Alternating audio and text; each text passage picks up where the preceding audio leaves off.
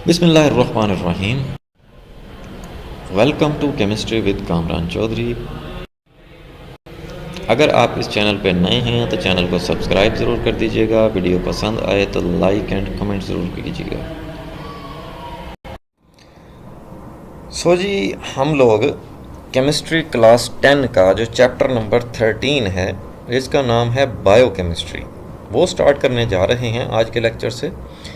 अभी से पहले हम लोग पहले जो 4 चैप्टर्स थे वो हम लोग देख चुके हैं, जिनमें चैप्टर नंबर 9, 10, 11 और 12 आ जाता है। ठीक है, इसके अलावा चैप्टर नंबर 15 के भी मैंने लेक्चर्स अपलोड किए हुए हैं। अब जो लोग उन चैप्टर्स के लेक्चर देखना चाहते हैं तो आप चैनल पे जाएंगे, प्लेलिस्ट सेक्शन में जाएं, वहाँ पे हर चैप्टर की प्लेलिस्ट बनाई हुई है मैंने। ठीक है, तो उस प्लेलिस्ट पे क्लिक करेंगे, वहाँ पे तमाम के तमाम चैप्टर्स के जो लेक्चर्स हैं वो आपको अरेंज्ड लेक्चर जो है वो वहाँ से मिल जाएंगे। ठीक है जी। जी, आज का लेक्चर स्टार्ट करते हैं, जिसमें हम लोग देखने जा रहे हैं चैप्टर नंबर 3 बायोकेमिस्ट्री का इंट्रोडक्शन। हुण सब तो पहला तुहानूं मैं बायोकेमिस्ट्री का बतावां कि बायोकेमिस्ट्री क्या होती है। सबसे पहले तो हम इसको डिफाइन कर लेते हैं। अब biochemistry is the branch of science, इतनी की मैनू भी आती सी। साइंस की ब्रांच है biochemistry, that explores the chemical processes within and related to living organisms, जो basically chemical processes living organisms में हो रहे हैं या उनसे रिलेटेड किसी चीज़ में हो रहे हैं, तो उनकी स्टडी को बेसिकली हम लोग क्या बोलते हैं, बायोकेमिस्ट्री बोलते हैं। ठीक हो गया जी। हुण बायोकेमिस्ट्री जो है वो is a field that has a great importance today.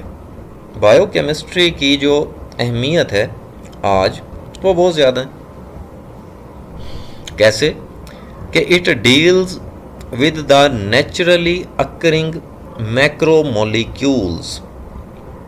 ये बेसिकली जो कुदरती तौर पे मैक्रोमोलिक्यूल्स पाए जाते हैं उनको स्टडी करती है, उनके बारे में इंफॉर्मेशन देती है हमें, उनको डील करती है। मैक्रोमोलिक्यूल का मतलब होता है बहुत लार्ज मॉलिक्यूल, बहुत बड़े बड़े molecule, such as carbohydrates, proteins, lipids, nucleic acids and vitamins. ये जितने भी यहाँ पे मैक्रोमोलिक्यूल्स हैं इनको बेसिकली डील करती है, इनको स्टडी करती है बायोकेमिस्ट्री। ठीक है, और ये आपको थोड़ा अंदाज़ा होगा इन मैक्रोमोलिक्यूल्स का कि दीज आर द न्यूट्रिएंट्स। ये कुदरती अज्जा हैं जो कि आपकी बॉडी में होने चाहिए, आपकी खुराक में होने चाहिए, ताकि आपको ये तमाम अज्जा जो हैं जो कि आपकी बॉडी को ज़रूरत होती है वो मिलते रहें। ठीक है, और तुसी फिर जुग जुग जियो। ठीक हो गया जी। सो दीज मैक्रोमोलिक्यूल्स, ये जो बड़े बड़े मॉलिक्यूल्स होते हैं, are synthesised by living organisms. ये लिविंग ऑर्गेनिजम्स खुद बनाते हैं नेचुरली, उनकी बॉडी में खुद से बनते हैं।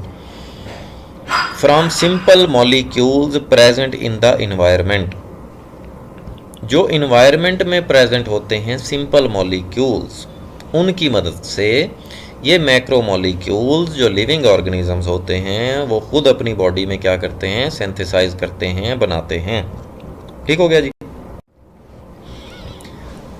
अब हम लोग आ जाते हैं importance of these macromolecules, in macromolecules की अहमियत पे। तो सबसे पहले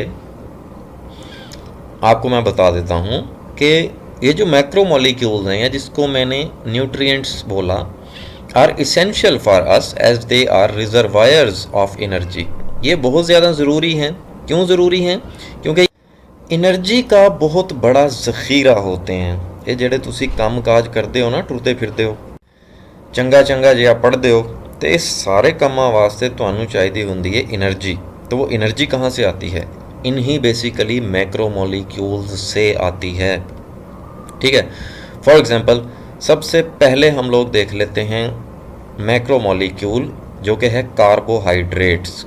ठीक है, अब इन न्यूट्रिएंट्स या इन मैक्रोमोलिक्यूल्स की एक्सप्लेनेशन पे हम लोग आगे लेक्चर्स में आएंगे।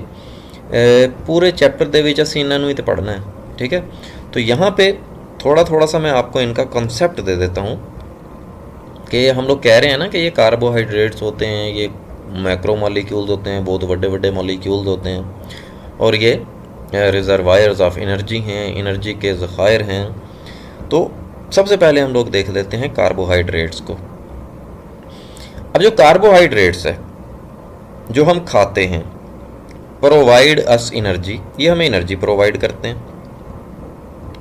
फॉर एग्जांपल जैसे देखो ग्रेन्स, अनाज जो आप खाते हैं, जैसा कि राइस, चावल, गंदम, वीट, राई, बार्ले, बार्ले बोलते हैं जौ को, कॉर्न, मकई, तो ये जो चीज़ें आप खाते हैं ना बेसिकली ये क्या हैं? कार्बोहाइड्रेट्स, ठीक है। इनसे आपको कार्बोहाइड्रेट्स मिलते हैं।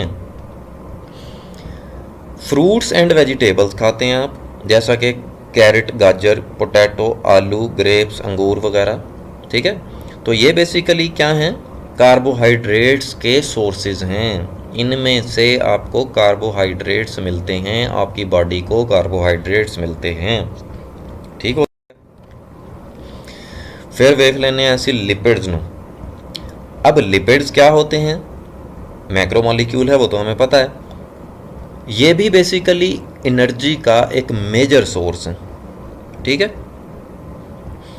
दे are stored in the body, ये हमारी बॉडी में स्टोर होते हैं to provide emergency energy supplies.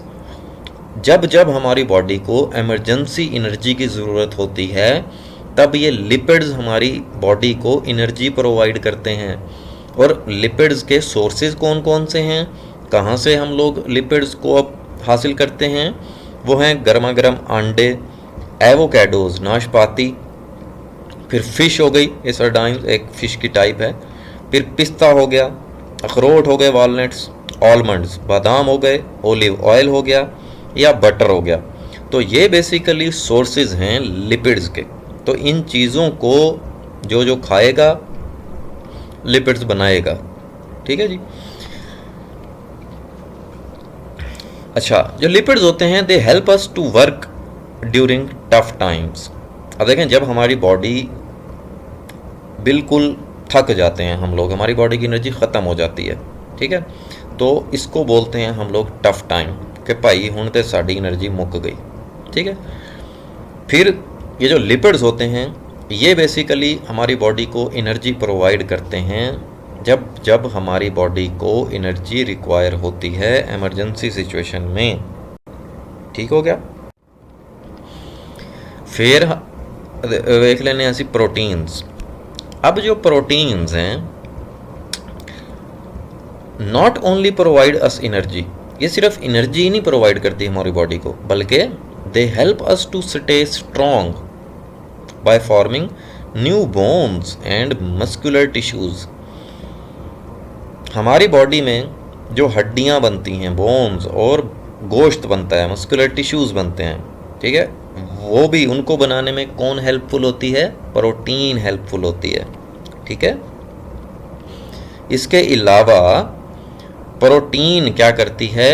Protect us against the disease, बीमारियों के अगेंस्ट हमें प्रोटेक्ट करती है, हमारा डिफेंस सिस्टम स्ट्रॉन्ग होता है, ठीक है।